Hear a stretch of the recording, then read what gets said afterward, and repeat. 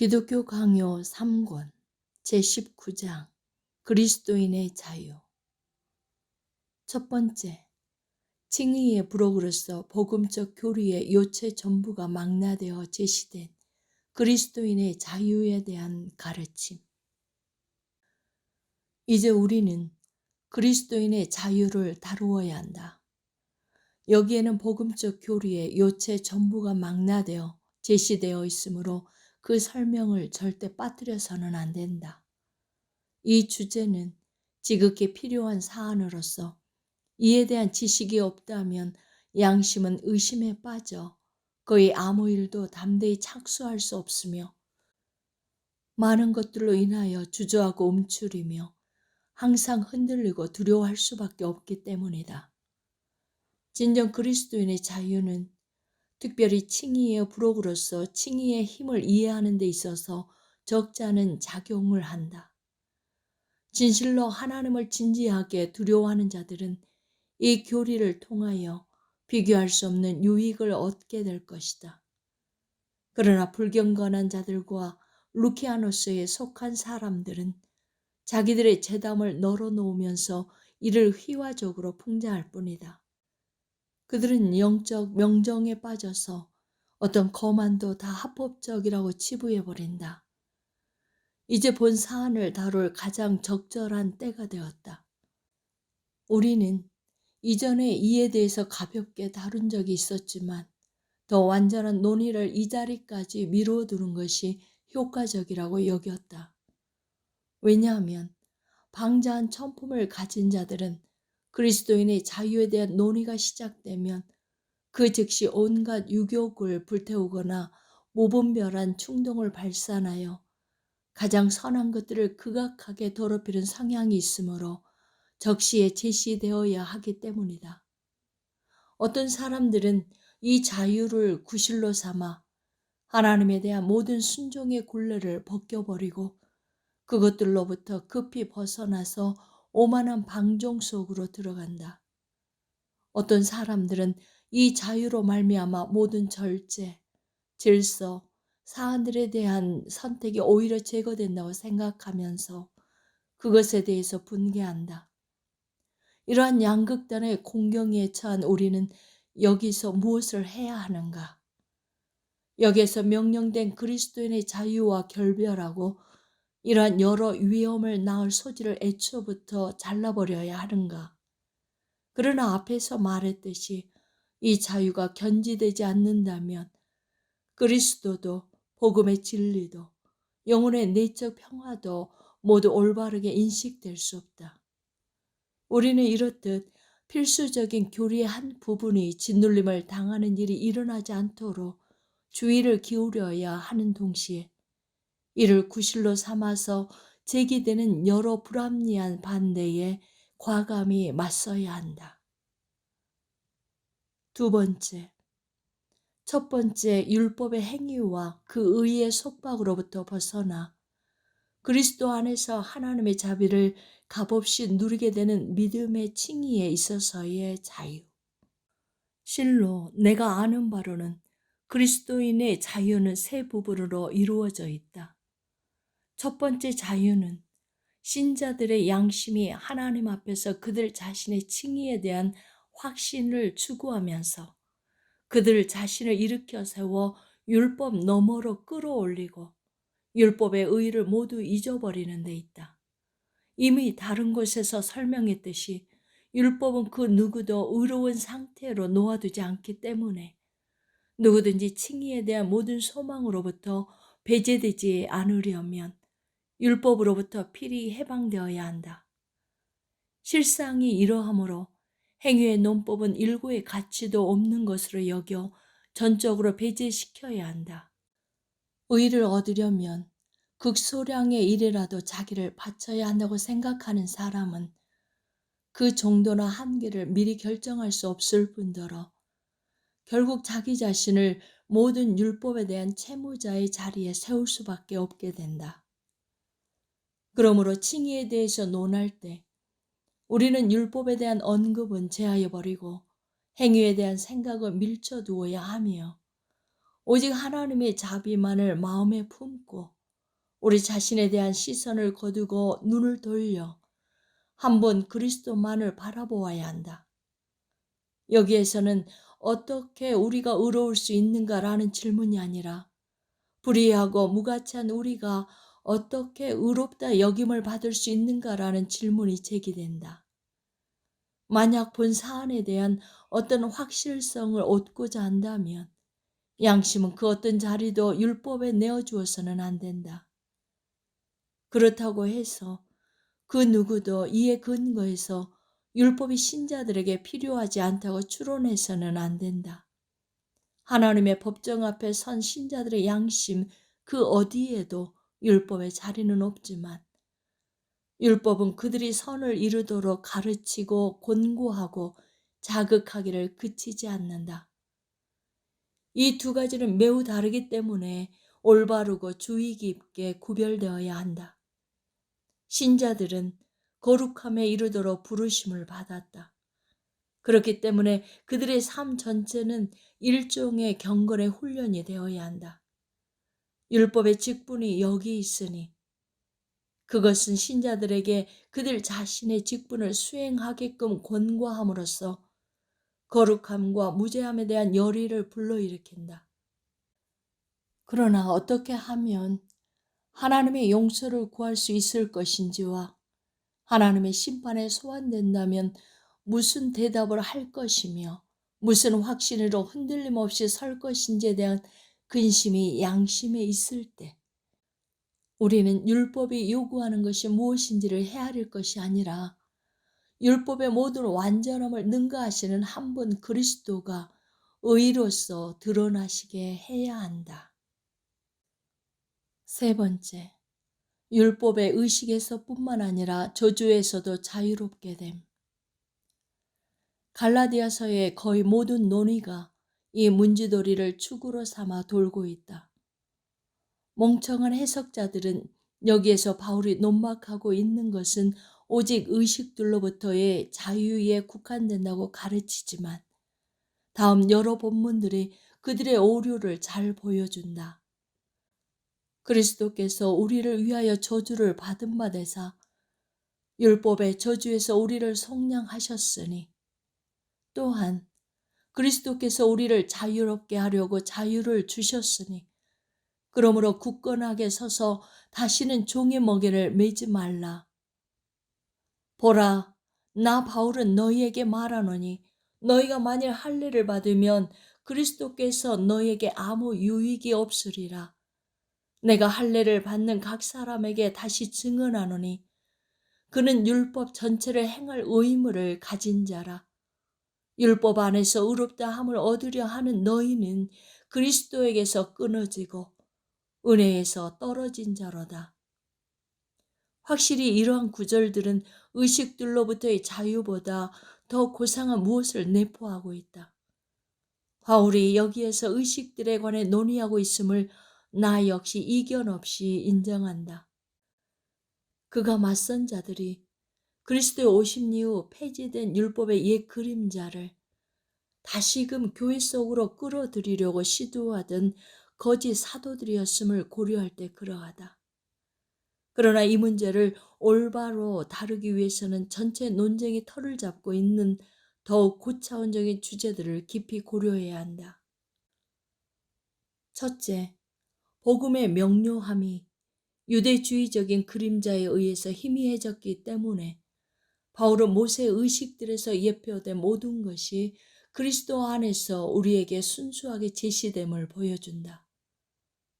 둘째, 이러한 순종이 하나님의 은혜를 받는 데 있어서 공로로 작용함이 분명하다는 지극히 사악한 입장을 퍼뜨려서 일반 사람들을 현혹시키는 사기꾼들에 맞서서 바울은 여기에서 신자들이 하나님 앞에서 의를 얻게 되는 것은 그 어떤 율법의 행위로도 말미암지 않으면 물론 저 사소한 초보에 속한 것들로 말미암음은 더더욱 아니라고 강하게 주장한다. 이와 함께 신자들이 모든 사람 위에 드리워져 있는 율법의 정죄로부터 자유롭게 되는 것은 그리스도의 십자가를 통해서이므로 그들은 오직 그리스도 그 한 분 안에서만 완전한 확신을 가지고 쉼을 누리게 된다고 가르친다. 이 주제는 마땅히 여기에서 다루어야 한다. 마지막으로 사도는 신자들의 양심에는 고유한 자유가 있다고 주장함으로써 그들이 종교적으로 불필요한 것들에 얽매이지 않게끔 한다. 네 번째, 두 번째, 하나님의 뜻에 자발적으로 순종할 자유. 두 번째 자유는 첫 번째 자유 위에 의존하고 있는 바, 양심이 율법의 필요성에 억눌려 강압적으로가 아니라 율법의 멍에에서 해방되어 자발적으로 하나님의 뜻에 순종하는 데 있다. 사람들은 율법의 지배 아래 있는 한 영원한 두려움 가운데 살아가야 하므로 먼저 이런 자유가 주어지지 않는다면 열심을 다해 기민하게 하나님께 순종할 자세를 결코 갖출 수 없을 것이다. 한 예를 통하여 우리는 이것이 무엇을 의미하는지 더욱 간결하고 더욱 명확하게 파악할 수 있다. 율법의 규범은 우리가 마음을 다하고 영혼을 다하며 힘을 다하여 우리의 하나님을 사랑해야 한다는 데 있다. 이러한 일을 이루려면 먼저 우리의 영혼이 다른 모든 지각과 생각을 비워내야 하고 우리의 마음이 그곳에서 모든 욕정을 지워내야 하며 우리의 힘이 이 한 가지 일로 결집되고 집중되어야 한다. 다른 사람들보다 훨씬 더 앞서 주님의 길을 가고 있는 사람들이라 해도 여전히 그 목표는 멀리 떨어져 있다. 비록 진심으로 마음의 신실한 정서를 지니고 하나님을 사랑하고 있는 사람들이라고 해도 여전히 육신의 욕정이 그들의 마음과 영혼의 큰 부분을 차지하고 있어서 하나님을 향한 역정을 신속히 다 마치지 못하게끔 저지와 방해를 받고 있다. 참으로 그들은 힘을 다하여 애쓴다. 그러나 육체는 한편으로는 그들의 힘을 약화시키고 한편으로는 그들을 자기 쪽으로 끌어당긴다. 그들은 무엇보다도 율법을 성취하는 데 있어서 자기들이 무능하다는 것을 가장 많이 느낀다. 이런 그들이 무엇을 할 수 있겠는가? 그들은 뜻하고 열망하며 시도한다. 그러나 자기들에게 요구되는 완전함에는 그 무엇도 미치지 못한다. 만약 그들이 율법을 바라본다면 그들이 뜻하거나 궁리하는 것이 모두 저주의 대상이라는 사실을 깨닫게 될 것이다. 자기의 행위가 그 자체로는 불완전하지만 완전히 악하지는 않기 때문에 하나님께 받아들여질 만한 선이 그 속에 있다고 생각하면서 스스로를 속이는 일이야말로 아주 부질없다. 왜냐하면 율법은 그 엄격함이 완화되지 않는 이상 완전한 사랑을 요구하는 가운데 모든 불완전함을 저주하기 때문이다. 그러므로 자기 자신의 행위가 부분적으로나마 선하다는 판단을 받기 원하는 사람은 자기 행위에 대해서 깊이 숙고하여야 한다. 그리하면 그는 자기의 행위가 불완전하다는 바로 그 이유로 율법의 위반이 된다는 사실을 발견하게 될 것이다. 다섯 번째, 신자들은 종이 아니라 자녀로서 하나님을 아버지를 신뢰하고 부족한 행위라도 그에게 예배드리는 마음으로 바침.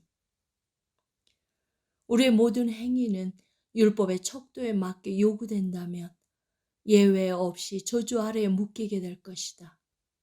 과연 이 사실을 깨달은 불행한 영혼이 저주 외에는 달리 기대할 것이 없는 일을 위해 열심히 헌신을 다하겠는가? 그러나 만약 율법의 이런 엄한 요구로부터 나아가 전체 율법의 엄정함으로부터 자유롭게 된다면 사람들은 부정적인 온화하심으로 자기들의 이름을 부르시는 하나님의 음성을 듣고 그 음성에 즐겁고 기민하게 응답하면서 그가 이끄시는 대로 따라갈 것이다. 요컨대 율법의 멍에에 매여 있는 자들은 주인으로부터 날마다 어떤 일을 부과받은 종들과 같다. 그들은 아무것도 이룬 것이 없다고 생각하고 자기들의 과업을 정해진 분량만큼 정확하게 다 마치기 전에는 감히 주인의 면전에 나오지 않는다.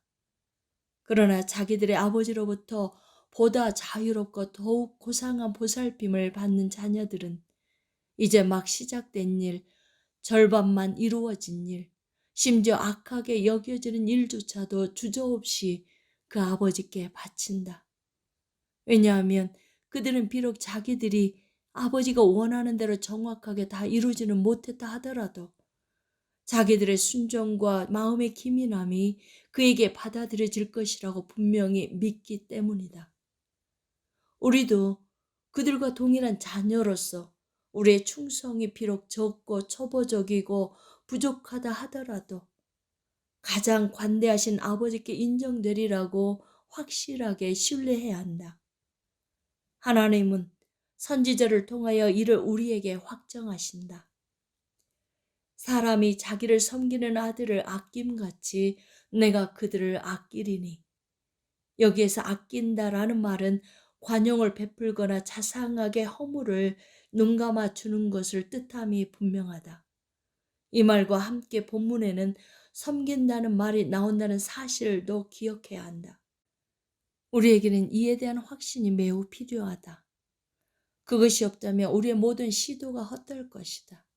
왜냐하면 하나님을 향한 우리 예배가 참되게 드려지지 않는다면 하나님은 우리의 어떤 행위에 의해서도 자기가 예배를 받고 계시다고 여기지 않으실 것이기 때문이다.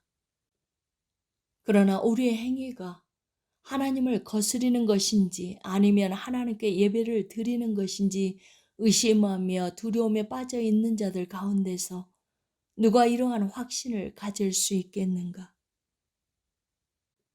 6번째, 신자들은 율법 아래에 있지 않고 은혜 아래에 있으므로 오히려 그들 자신을 의의 병기로 하나님께 드림.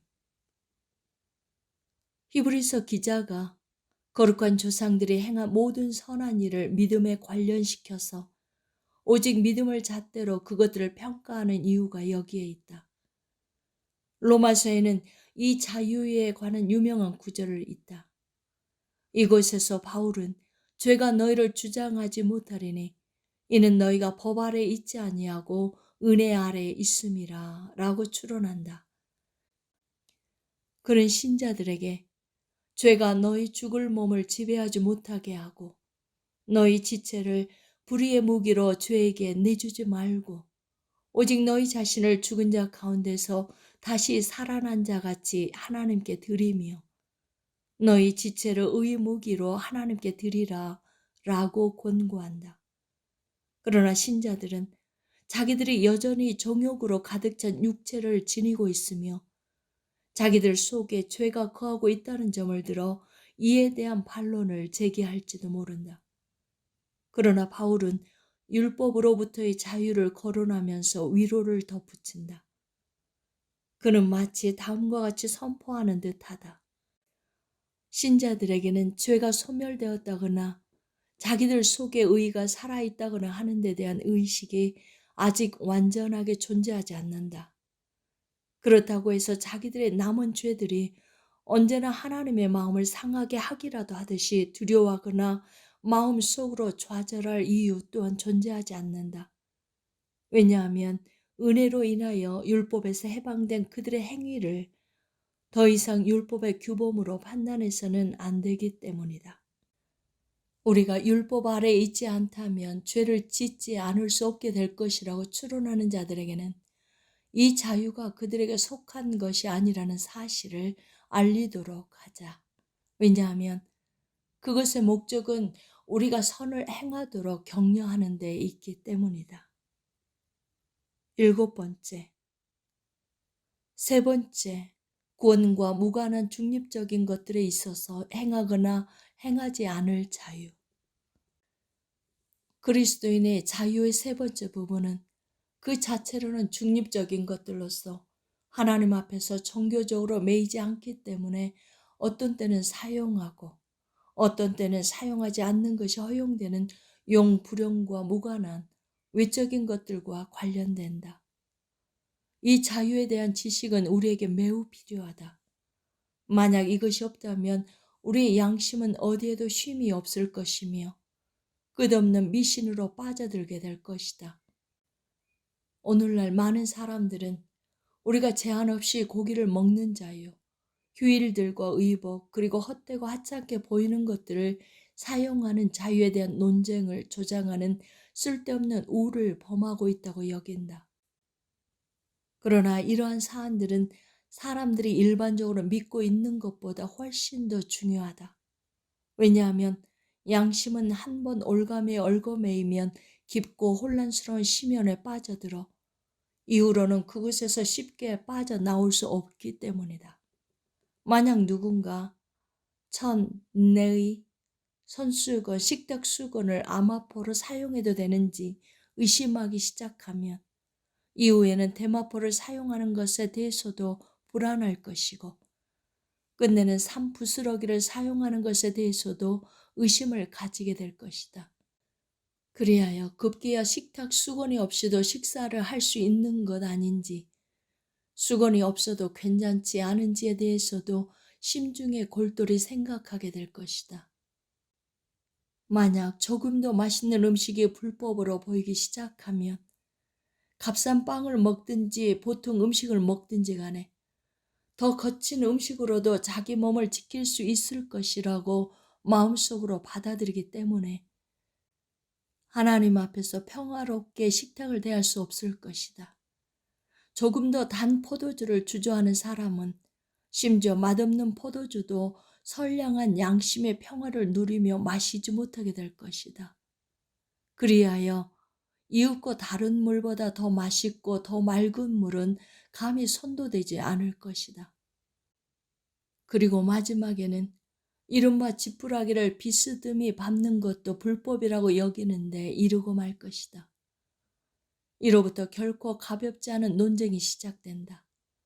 그 주안점은 마땅히 우리의 모든 계획과 모든 행위보다 앞세워야 할 뜻을 가진 하나님이 우리가 이런 것들을 사용하기를 원하시는지 원하지 아니하시는지에 있다.